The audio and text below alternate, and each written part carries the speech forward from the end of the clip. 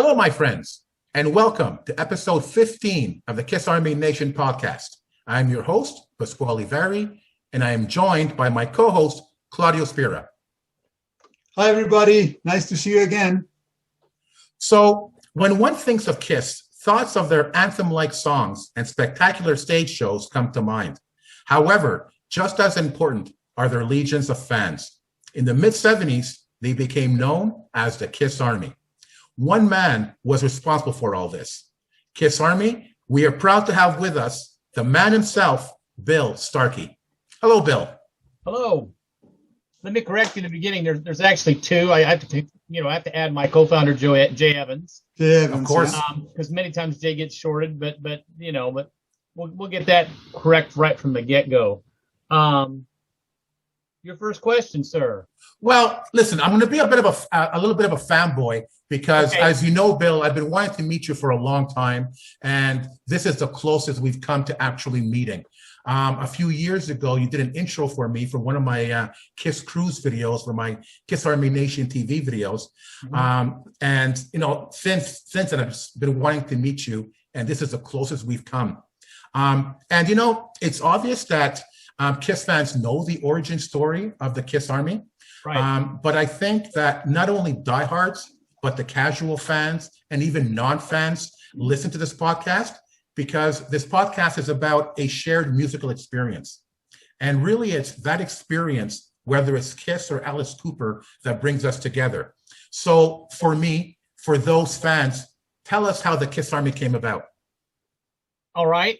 I'll try to be kind of brief without rambling on. In the 1970s, most of the vinyl records in the United States were made in Terre Haute. And my father worked there in a factory. He was an expediter. He shipped out records. And he worked basically for the Warner Brothers account. And at the time, Warner Brothers shipped out Casablanca's records. And sometimes there was perks that went with the job, like free tickets or free records. And I could get records, but of course they could only be Warner Brothers records and stuff like that. And my dad wanted to take me to my first rock concert. It was all his idea. And he said, do you want to go see somebody? And I picked out Deep Purple. And they were going to play in Indianapolis in such and such time. And he was decided, since they were under Warner Brothers, he was going to try to get the tickets. And unfortunately, the concert sold out quicker than he could get the tickets. So he also knew that I liked Kiss. And they shipped out Kiss records, but he didn't ship out near the records they did for Deep Purple. But he knew that Kiss was touring a lot. So he said, how would you like to go see Kiss? I know you got the first two albums, and they're, kind of off the wall as far as he was concerned, the way they look. And I said, sure. So he took me and my brother, and December the 8th, 1974, on a Sunday night, we drove 110 miles to Evansville, Indiana, to see Kiss with ZZ Top and Point Blank. And when we got there, the lady, I guess something at will call messed up, and the tickets didn't show. And I guess my dad, I don't know what he got down on his knees and begged or something, but eventually the lady let us into the show after the show had already gotten in for nothing. And so we're in there, and I guess the band Point Blank was playing, and we sat and watched them. And of course, this was my first concert. And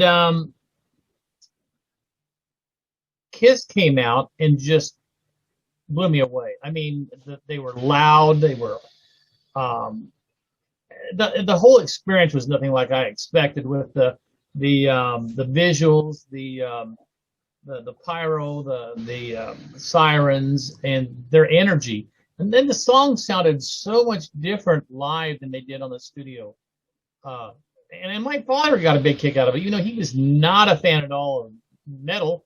And I think he enjoyed the camaraderie that Kiss had with the audience and the back and forth that they had, and how everybody got involved. And then ZZ Top came out and played a couple songs, and my dad turned to me and he said, have you seen everything you wanted to see? And I think he was kind of like thinking, well, how could we just top what we had just seen? And I said, exactly. Yeah, I agree. So let's go, because it's a long 3-hour drive and I got to go to school the next day. So here I am going back to school, and I get on the school bus like the typical geek that I was, and I find my friend Jay Evans, who's riding on the bus, and I said, because Jay also had the Kiss albums too. And I said, hey, I went to my first rock concert last night, and I saw Kiss, and they were tremendous. And Jay kind of was level-headed about it. He kind of brought me down and said, well, you know what? You really never see me in the show, so let's just wait and see. I know you're pretty excited and all this, and I'm just saying, hey, they were unlike anything I'd ever imagined, and the song sounded so much different live. And just so happened that 2 weeks after that, my father found out that Kiss was playing in Indianapolis. And he dared my mom this time to take, because he says, Jane, you got to go see these guys. They do this and they do that, and it's quite a show. So she took him up on the dare, and we went to it was called Christmas Jam, and it was a 5-hour concert. And the headliner was REO Speedwagon, but there was also bands, I think Quicksilver, Messenger Service, Hydra, and a couple other unknown bands. And this was a 5-hour show. We sat through all these bands to get to Kiss. Rush was on the bill. They didn't show. And after REO Speedwagon left or finished playing, everybody left the arena pretty much. And the guy said, stay around and see Kiss. Well, only people like me who knew what Kiss was like before, knew what to expect. So we stuck around, and they didn't come out until like Sunday morning, 12:30, after most of the place was cleared. This is at the little old rinky-dink convention center downtown, which they don't even have concerts anymore. It's a convention center. And again, Kiss kicked butt. And again, I went back to school. I said, Jay, to see him twice now, and they're the real deal. And so it perked his interest and all that. So then we decided we usually, our meeting places was in my basement. We were like Wayne and Garth from Wayne's World. We were two guys that weren't on the football team or weren't, getting all the girls. But Jay had good grades. I majored in study hall. But we did like rock and roll, and that was our escape. And Jay had an idea to call up the radio station, because back then you could call up and request music. And generally they would fulfill your request. Maybe it was after 11:30 or whenever their top rating times, decline. But for Kiss, they wouldn't do that. They wouldn't play Kiss at all. And we would go back and forth, and they were polite about it. And then eventually one time one of the disc jockeys said that the program director didn't like Kiss. He thought they were a blankety blank New York band and was like a mediocre Bachman Turner Overdrive. and so Jay was under this Army shtick, and he said, well, let's call ourselves the Kiss Army. And I said, well, okay, we'll write these letters, these bogus threatening letters to the radio station. And we'd draw pictures of Kiss on it and say we were going to blow up the station and whatever. And that all the other bands that they were playing sucked compared to Kiss. And so we were on a mission. And that started our semi-war, I guess, with WVTS-FM. Oh, that's amazing. I remember we have a similar story in terms of our dads bringing us to our first concert. My dad brought me to my first Kiss concert here in Montreal in 1979. So, talking to guests after guests on this podcast, we realized really how much Kiss fans have in common. Oh, it's I'm so I'm blown away by all the stories that Bill is giving us. It's unbelievable, and that brings us to the next topic, which is basically you were saying that you became into kind of a war, to kind of push the Kiss music into the radio, but also I know. I remember reading that at some point you and your friends also began making Kiss T-shirts and other merch. So yeah. Can you tell us what inspired you to pursue that venue? We knew at the time, believe it or not, there was no Kiss T-shirts. And we saw the T-shirts that the Road Crew had that were pretty cool. They were just your basic black with sequins and all that. And after both December shows, in April, Kiss headlined, and I convinced Jay to go to his first show, and we drug along 2 carloads of our high school classmates, and this was our senior year. Mm-hmm. And we decided to go see Kiss, and Status Quo opened up, and then Rush followed. It was a tremendous show, and it was the first time I'd seen Kiss as a headliner. Everybody was blown away. I mean, the scary thing was, Jay wanted to sit on the floor, and I wasn't much of a floor person. And we sat on the floor, and he insisted to sit on Gene's side. Okay. The next day at school, I couldn't hear. And I was going over to my locker and I closed my door and I turned to him and I said, "Can you hear?" And he started laughing. He said, "No." And I'm going, "It ain't nothing to laugh about. I mean, I can't hear." And I mean, it was that bad. The show was tremendous. Everybody was a convert. So you can pretty much say we had our KISS Army there. So one of the guys in the school decided that he was going to make his own KISS shirt in the print shop. And we would wear them on particular days. And we'd say, okay, on this such and such day, we're going to wear our KISS shirts. And the principal was aware of it, and he was kind of cool about it. And there's a couple of pictures out there of us where we took the picture, the group picture, in the high school men's bathroom with wearing our KISS shirts. And somebody asked me the other day, said, "Are those shirts still out there?" And I said, "No, but I will say those were the first mass-produced KISS shirts that I know of."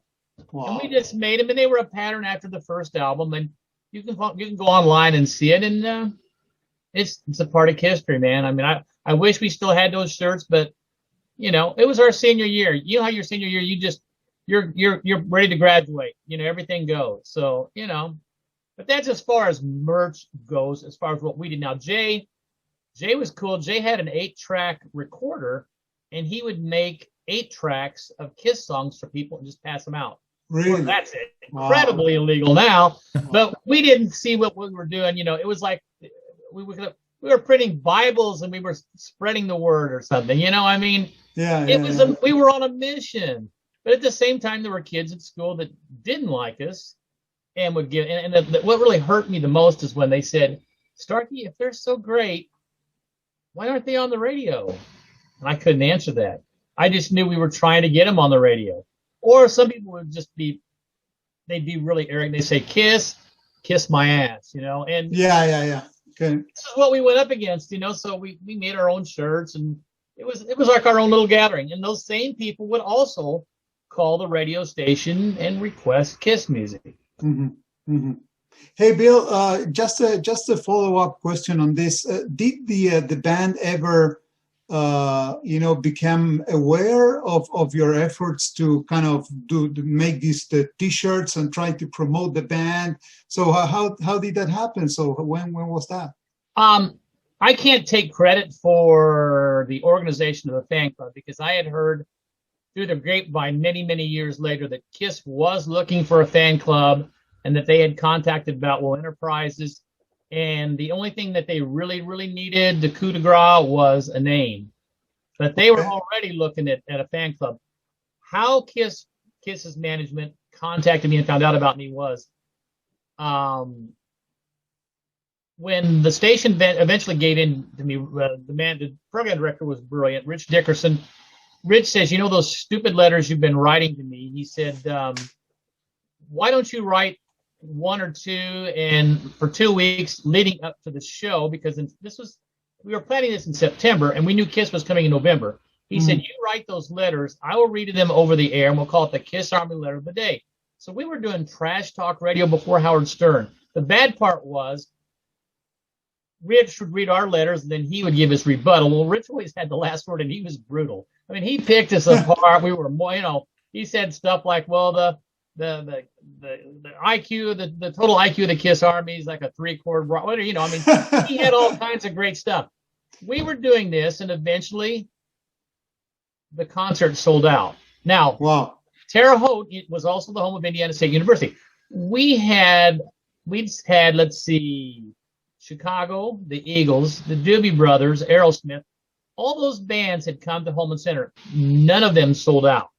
Only one person had sold out before, and that was Elvis Presley. Wow. Elvis sold out. Now, so when the KISS show sold out, I was told that the Coin management contacted the radio station and said, "Well, okay, what did you do differently for KISS? Right. What was that? The other bands?" And they said, "These idiot kids were calling themselves the KISS Army and have been petitioning us for so many months." Then they said, "We need to meet those guys."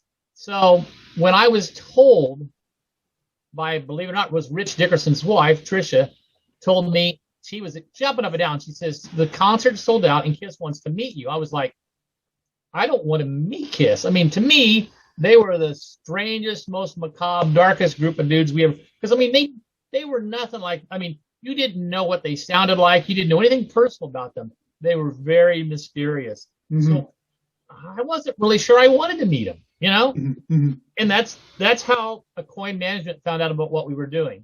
I remember years ago, I was driving to my girlfriend's and I was listening to my local radio station, and they were putting down Kiss. Oh. And I got so upset, I turned the car around, went home, and I wrote the DJ a nasty email. and I got angry because he dissed Kiss. A local rock station of all places dissed Kiss. So what exactly made you take matters into your own hands in terms of making the local radio station play Kiss? Well, it just became a mission between us because after Jay had seen him and I had seen him, we knew that there was something special about these guys because we had been to these. I had been to see the Doobie Brothers. I had been to see the Eagles. I had been to see all the bands that came through because that's what we did. We didn't have anything else to do. Concerts were $5 a ticket. You know, any of us riffraff get in there. We saw these bands. We heard their music on the radio constantly. And we thought that Kiss just wasn't getting a fair shake. It really was all about the music. It wasn't about the stage show or anything else. We thought the music was good. And we just thought it deserved a fair chance.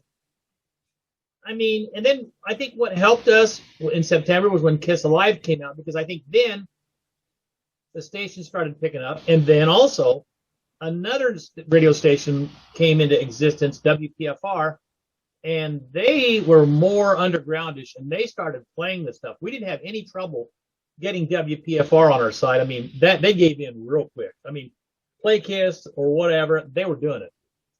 And of course, their ratings probably weren't where BTS was, but having Kiss Alive come out in September really helped. Here's the really funny thing that I'll never forget when I got a call one day from the radio station. They said, can you bring your albums over to the station now and we'll make copies? And I said, why? And they said, because the program director, when he was upset, he got rid of them or something.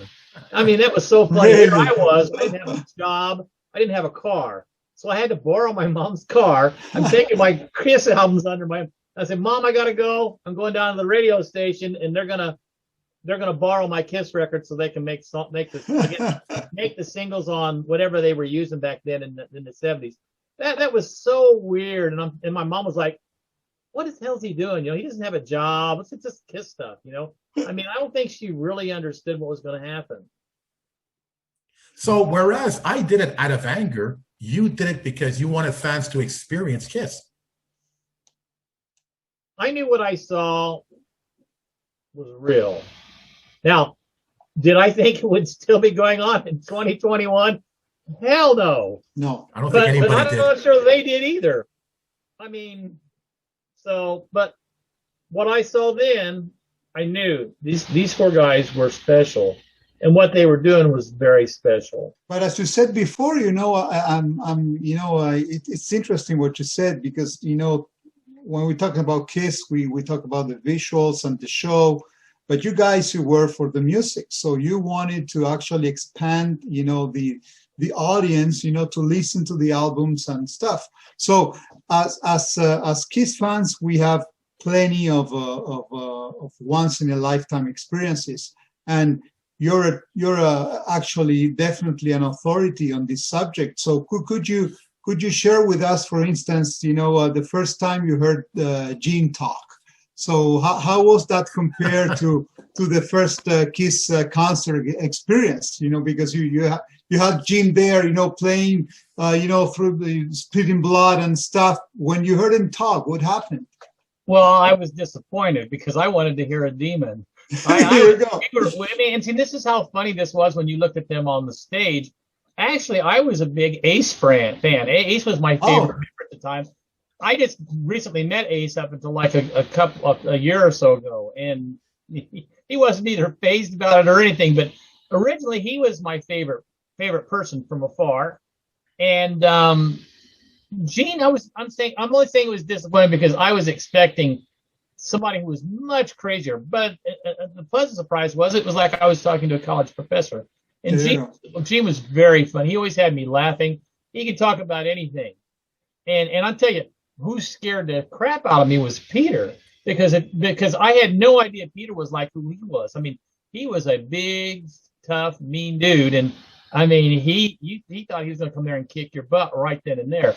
And I mean, that was funny. You expected Gene to be the big, not the college professor. It was Peter who I was afraid of. Really?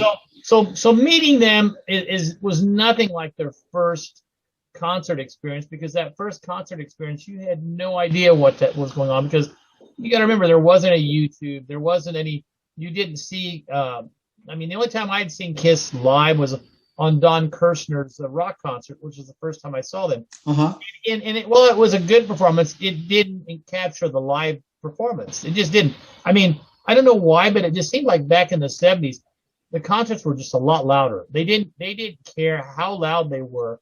And it just added to the intensity. Of course.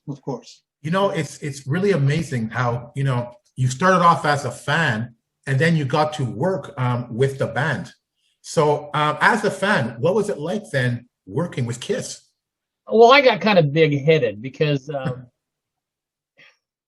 that same kind of enthusiasm that got the Kiss Army recognized, I thought that would work for me on everything, and it just doesn't work that way, Mm. So it was a volunteer army, I would say. I wasn't really working for them. I was taking orders from Mr. Alan Miller, and back then the only merchandising Kiss had was maybe a couple T-shirts, a couple belt buckles, and a newsletter. That was about it, and you only heard from them 4 times a year, and so it was nothing like you're seeing today. But like I said, the sad thing, I was a sickly fan. That was bad, because I would have killed for them. And, that you can't be that way. I'll never forget Eric Singer telling me one time at a Kiss Expo, he said, that's why it's called the music business, not music friends. So, you're kind of jaded, you're delusional, and well, you're young, you go for a mission, you kind of that sense of belonging, it's all about that. Yeah. But I wouldn't say I was working for them. I would say I was more like a consultant, because eventually, Boutwell Enterprises was handling the Kiss Army, and they would call me occasionally and we would talk. They were very nice to me, and I had access to any Kiss merch that was available on request. And but eventually that would get old. Mm-hmm. Mm-hmm. So is it true what they say, that you should never meet your idols? Yes and no. Yeah, no, I don't ever regret it. I think one of the cooler things I got from, especially being around Gina Paul and Peter and Ace, was I saw the excesses of the drugs and the alcohol and that kind of stuff, and what the real rock and roll lifestyle could do to you. And I always appreciated that Gene and Paul were abstaining from that, and their work ethic was tremendous. You can't. I saw the work ethic and professionalism, the dedication, and that's always stuck with me. That they don't do things half-assed, and if they do, they'll change it so that it isn't. And those are the so meeting them was good. It was they were influential in a different way, not as much musically, Mm-hmm. But I have no desire to meet Bono or Bruce Springsteen or anything like that. They're just people. You have to understand. I think that's probably one of the things that I learned most was they're all people. Yeah. They do the same things we do. They have good moods. They have bad moods. Sometimes they'll remember your name. Sometimes they won't remember your name, and you just have to roll with it. And don't get so upset with it, because they're just people. That's true. Well, that's a very good point. And actually, now that you mentioned the work ethic and everything, I guess I know that you met Bill O'Coin. Yes. After Kiss Alive was released. So tell us just a little bit about Bill, because he's an interesting character in history. Bill was a gentleman, a first-class guy. And I did not meet Bill until the day I met Kiss. And one of the cooler things is Bill and I sat on anvil cases and watched the last 3 songs from the Kiss Alive set in Terre Haute before they gave me the plaque. Oh my God. And that was amazing. And I wondered what was going on because I had no idea. They called me backstage, but for the longest time, I couldn't see a lot of the show because I was down before you got to the stairs. And then eventually Bill took me up, and I guess after letting me go rock and roll, somewhere around there, but he and I were sitting on these anvil cases. And to this day, I've never experienced anything that loud. I mean, it was almost like being next to a jetliner. Really? And I mean, it was just unbelievable. And Bill's just sitting there, and then eventually Paul stops the show and gives me a plaque in front of a lot of the same kids that gave me a lot of crap in high school. And here I was getting recognition. I mean, I know my mom was in the stand on the audience, and she was blown away by it because we weren't expecting anything. And then I remember, I think 8 months later, I ran into Bill going to see Kiss in St. Louis, and he gave me a big hug, and he gave me a copy of Kiss Originals to show me. He told me, he goes, "Here, you're famous." And he pulled out the inset with the bubblegum cards, and where I was in there, and I thought, wow. I mean, they had re-released Kiss Originals, and you know, and I got my name in a Kiss album, which was pretty cool. Of course. And then kind of oddly enough, I think he showed up at a Kiss Indie Expo a while back, and either he was avoiding me or something, or he didn't want to see me.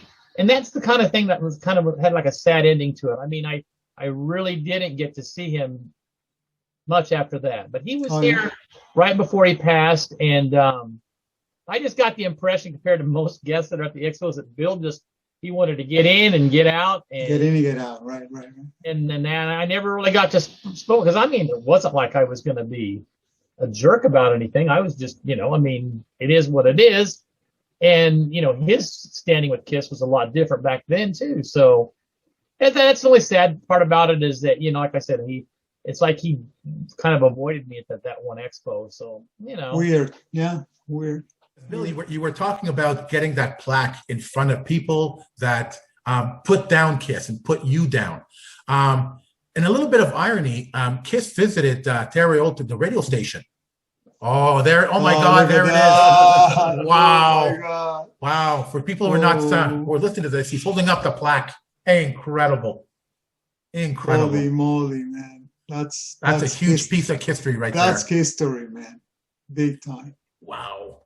I like it. I'm not gonna be buried with it, but you know, not a Kiss coffin or anything like that. Lovely. But can you show it again? Can you show it again as you said? Yeah. Because now it's bigger there. Look at that. I'll get the glare off of it there, so sort of.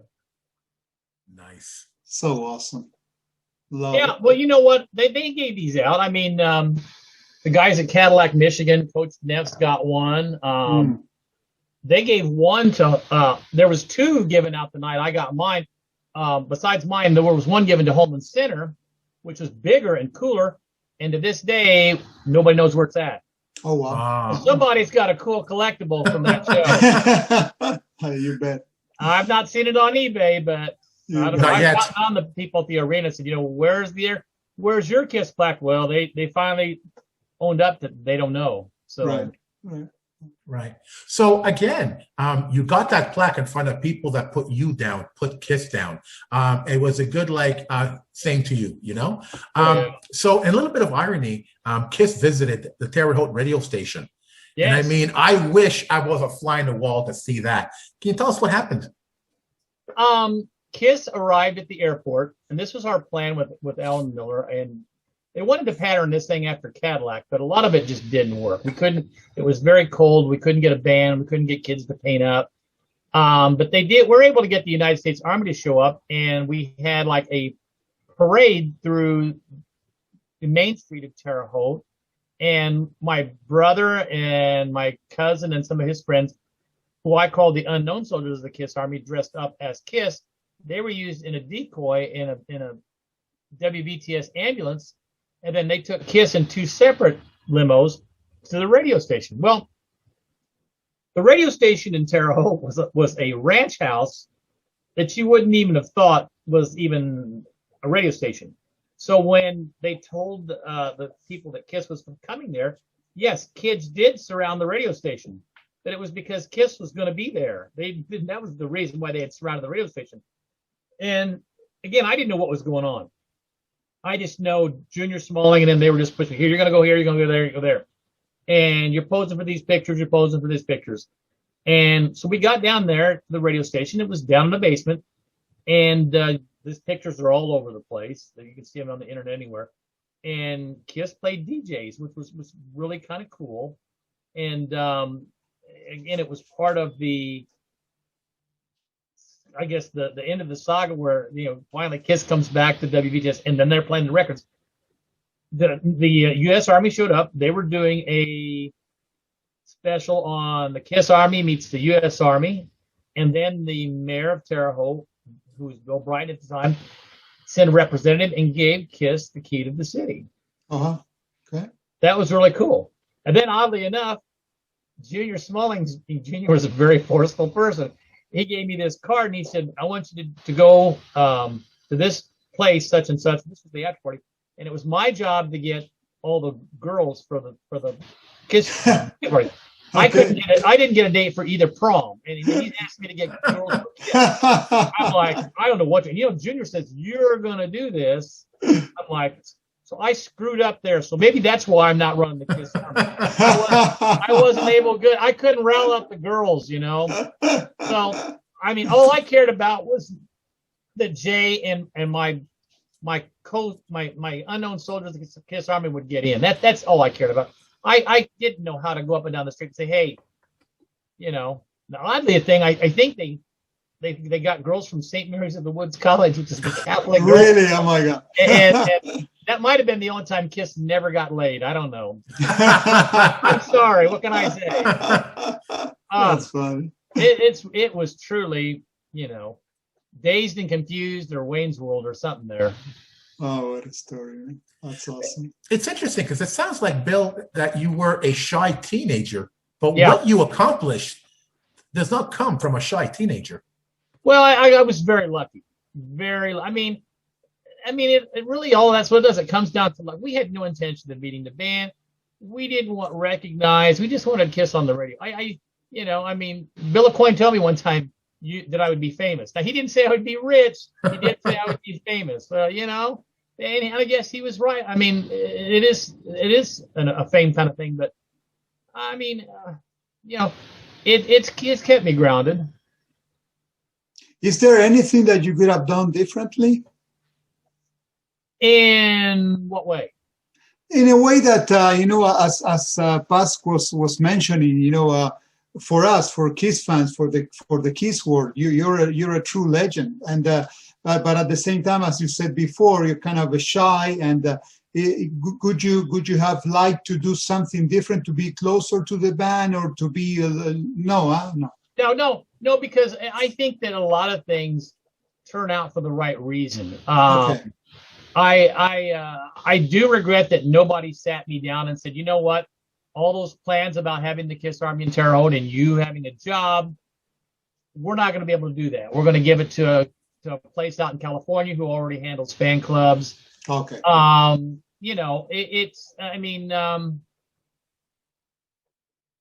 think things sometimes turn out for the better. Like I said, I only regret that somebody didn't kind of sit me down and tell me this.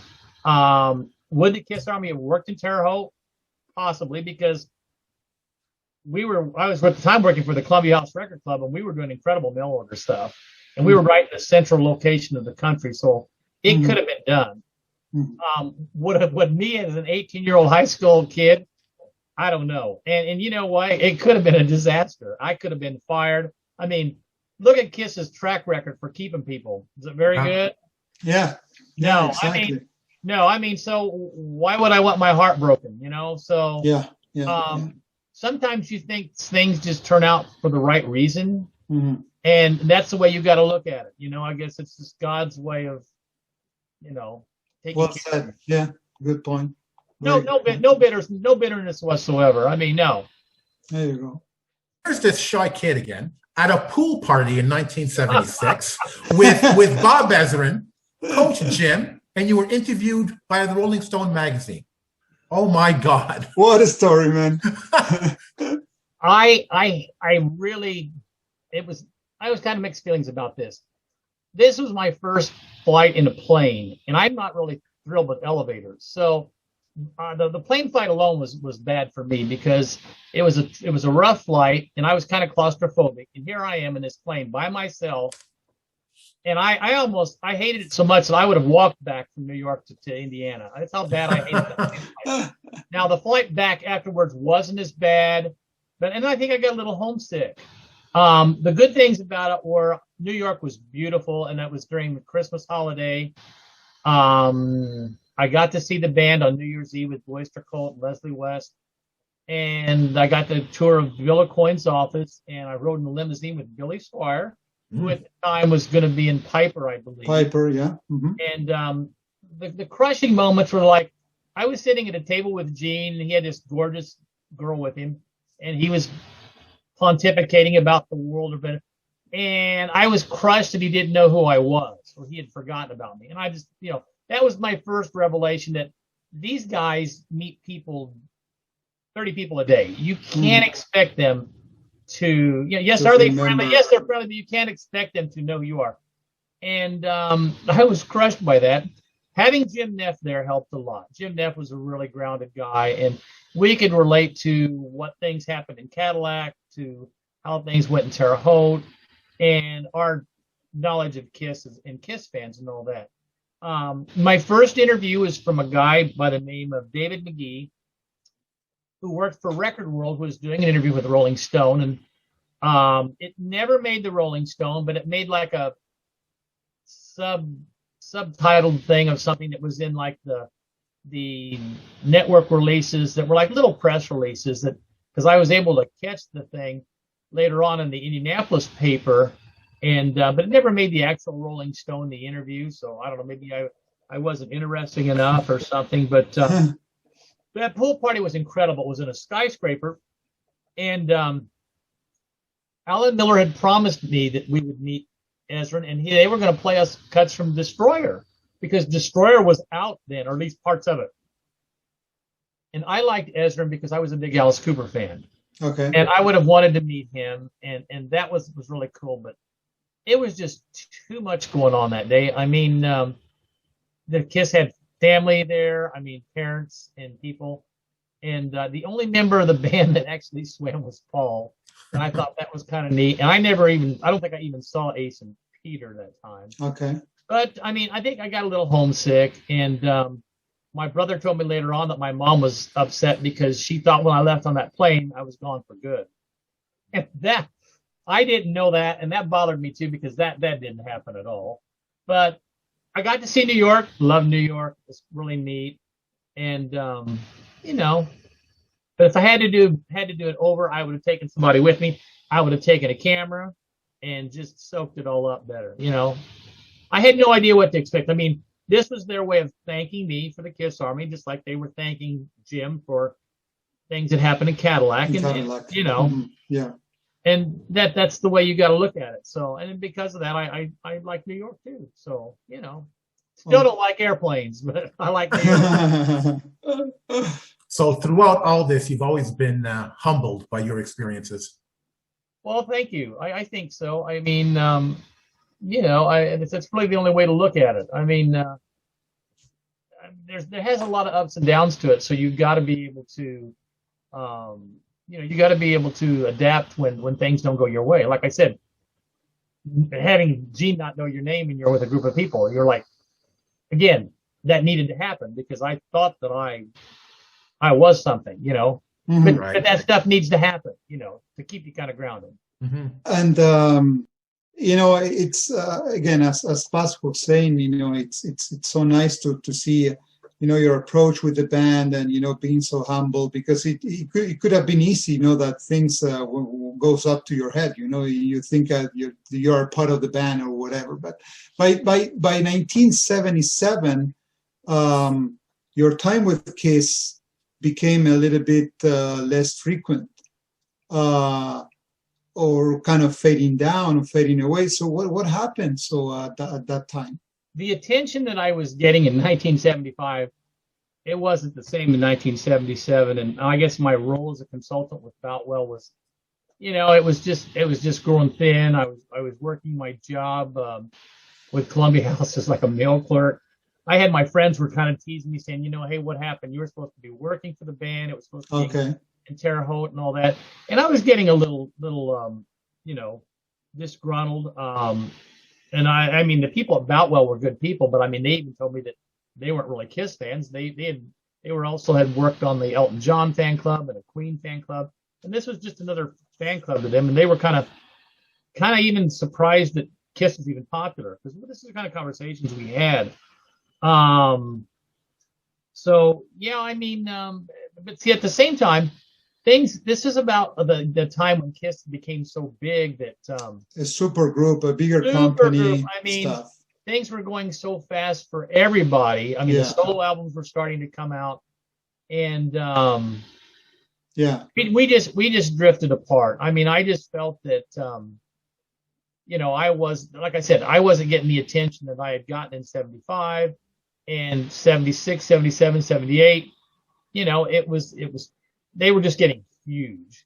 Yeah, things were getting too big, too big. I just wasn't sure that I was going to be. I mean, I think even at that time, McQueen was even setting up 2 offices, and I used to be able to call Alan Miller anytime I wanted. And I couldn't do that, or he wouldn't return my calls. And we just drifted apart. And then, my God, when you went into the 80s and they took their makeup off and Kiss turned into Bon Jovi, I'm like, wow. Yeah.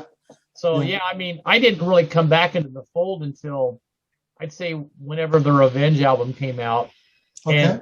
And a kid who knew my past with the band passed it on to me, and he said, "Hey, have you heard the new Kiss album?" But I started laughing because I haven't heard the new Kiss album in quite a while. And he said, "No, you need to listen to this one."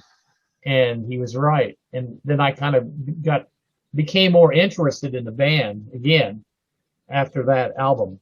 So in the 80s, you lost contact with the band completely? Completely, yeah. Oh, yeah. Oh, truly. And in the 80s was a different type of music for me anyway. I mean, because you look at the 80s, you had everybody from Springsteen to Michael Jackson to U2 to Prince. Yeah. You had new wave music. I mean, it wasn't 1975. I mean, sure. And you broaden your music tastes and things like that. There's other shows to go see and other people to see. Mm-hmm, mm-hmm. And I just considered my past with the band just that, my past. And you just move on. It doesn't mean that you have to go forever, with I wasn't real thrilled with when they came out with the solo albums. I was kind of afraid then that this was a beginning of maybe the band dividing up, and I liked some of the solo albums. I wasn't sure what was going to happen.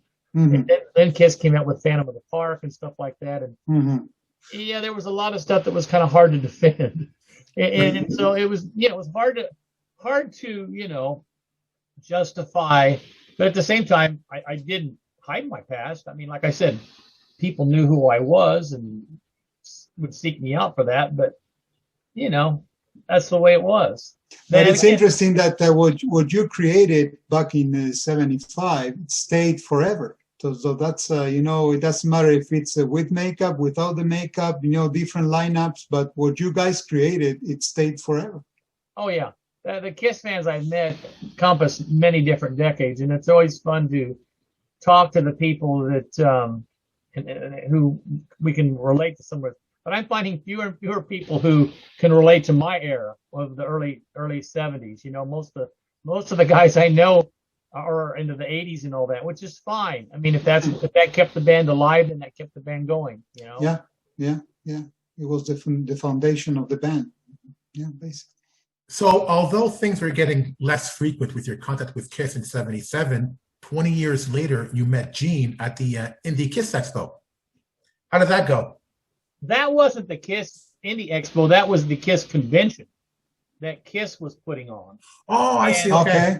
And I had a fan, and I guess I could name his name. There was a fan who used to call me all the time, just on a friendly basis. His name was Kurt Gooch.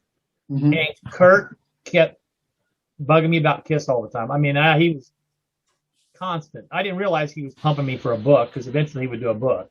Yeah. A good book, but it was a book.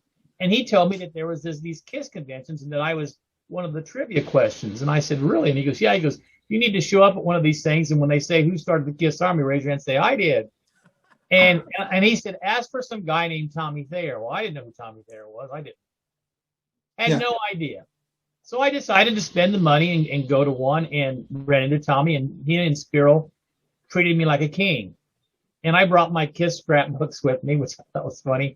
And they went over these things, and they said, you got to come back and meet the band. And I said, really? And they said, yeah. So I called my brother, and I said, hey, you're not doing anything tonight. Bring your camera. Let's go. We're gonna come to the Kiss convention. And I go to the convention, and first thing Gene says to me, and it's kind of scary, he says, Billy, can you get me a picture of the kids surrounding the radio station? And I'm like, what's he talking about? You know, what picture of the kids surrounding the radio station? And I don't know if I changed the subject or something. And then he put his arm around me. The cool thing about Gene is he always wanted to push the Kiss Army stuff. I mean, I remember one time he wanted me, when I saw him in St. Louis, he said, are you staying around the next day because we're going to a radio station? It'd be nice if you came to the radio station and told them, you know, your story. And oh man, I still kick myself today that I didn't do that, because my mom insisted I need to go to work the next day. And, oh my God, I could have stayed one more day and played DJ with Kiss or something. So I said, okay, what do I need to do? And Gene says, I want you to come up on stage with us. And I thought, wow, that's really cool. So there's 4 chairs up there in the audience, and they're taking Q&A from people. And Gene gets out of his chair, and behind his chair, I think it was Taped Demon or something. And I'm sitting in his chair, and Paul introduces me. And of course, this is an Indiana crowd, so they're loving this. They're eating this up because one of their own is up there. And Paul starts to tell the part of the Kiss Army story, and then he expects me to finish it. And I think I kind of disappointed him, because I really didn't say anything about surrounding the radio station. I just told them the same stuff I've been telling you guys. And then I left it at that. The Kiss fans didn't care. They went crazy because somebody of their own was recognized and up on stage with them. They didn't, I mean, that's what was the big deal was them. So it was huge to be up there on stage with them. And there's video of that out there. And then I watched the rest of the show from the side of the stage. And oddly enough, in a weird way, I loved the sound that Kiss was getting. And this would be the precursor of the Kiss Unplugged thing. Because I really enjoyed hearing those songs acoustically done differently like that. So it was a double treat for me. I mean, I got a great show, and I got to be up on stage with the band again. And they don't let too many people up on stage. So, you got to consider that an honor. Of course, of course. But it was awkward, I mean. Yeah, and now, kind of wrapping up, Bill, and then looking back, at all your incredible experiences. So what comes to mind? So what would you, with all the things that happened to you, with the band in the 70s and what you just said now, so what comes to mind to you? So for any Kiss fan, this is a dream, what you lived, it's unbelievable. So what would you say? I could say that I was a part of one of the most successful, influential rock groups in the history of rock and roll, and a band whose accomplishments span several decades, a band who's influenced many acts, that's not even rock acts. And the Kiss Army is right up there with one of the most recognizable fan bases anywhere. I have no regrets. Extremely proud to be associated with the band and always will be. And that's about the best way I can sum it up, Awesome. It's being proud of my connection with the band and always will be, because it's an honor to be connected with any Kiss project, anything, always have been happy about it. And that's the way I look at it, And mainly with the fans, right? Because the fans are unique, The fans, and this is kind of weird to say this, but it probably means more to the fans than it does to the band. And I think that's what I've learned over the years too. And that's just what's really neat about it is the people that have come up to me, whether it be an autograph or a picture or whatever, and just talking, you realize how special it is to them and how they say, well, I read about you and all this, and it's kind of cool. Mm-hmm. So, I mean, you're definitely flattered. You're humbled by that. And you realize it means more to the fans than it does to the band. And that's cool. Yeah. So on a personal note, we share something else, you and I, Bill. We're both teachers. Yes. And at the point of this recording, I just had my high school graduation with our students, and a lot of the parents come up to me and they don't say, "Oh, hi, Mr. Vera, you're an amazing teacher. Thanks for everything you've done for my son, my daughter." No, I get, "Hey, you're the KISS guy. Show me your tattoo." Do you get the same thing? Do your students know you as the KISS Army guy? No, and the sad thing is as my kids get younger and KISS gets older, I think when Family Jewels was on, that I think some kids recognized that connection there. But they do know that they can Google me, and they do like to Google me because of the long hair and the bell bottoms and all that. and I heard one kid say one time, said, "Hey, you should see KISS. They're so cool. They have their own coffin." And my brother said, "Yeah, wait till they find out they have their own condoms too. You might get called into the office." So the other funny thing is you might have a study hall situation with a couple kids and they want to break the monotony of the teaching lesson. They might say, "Well, Mr. Starkey knows KISS." And I correct him. I said, "No, KISS knows Mr. Starkey." There you go. Nice. Bill, all I can say, it's a true honor for us, to have you in the show. It's as Paz was saying before, the KISS Army Nation podcast. It's all about the fans, and having you as part of it, it's really mind blowing for us. And it was a genuine pleasure for us to have you on the show and to get a first-hand account of all your adventures. And it was truly a treat for us, and I'm sure for the KISS Army as well. So on behalf of all the KISS fans, and we just wanted to thank you for your time. It was a true honor. It was awesome. Thank you so much. Thank you, and it's an honor for me to be included. I never regret any times when I get to be on these podcasts and talk to fans and experience, I guess share experiences with fans. I mean, it's like I said, I never dreamed that I'll probably retire in 2 years from teaching, and I never dreamed as a retired person they'd still be bringing this stuff up. And it's cool that they do.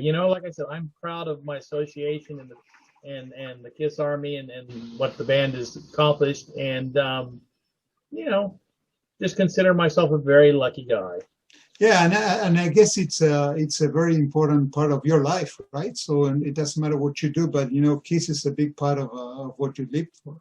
Yeah, agree. And I will definitely second that. For me, the best part of this podcast, Bill, was to finally meet you. You are a humble, genuine, down-to-earth human being, and it was such a pleasure to meet you, talk to you, and have you on this podcast. So once again, thank you so much. Thank you. So to the KISS Army, thank you so much for listening, and we hope you enjoyed the show. Remember, never stop rocking. Take care, everyone. Thank you.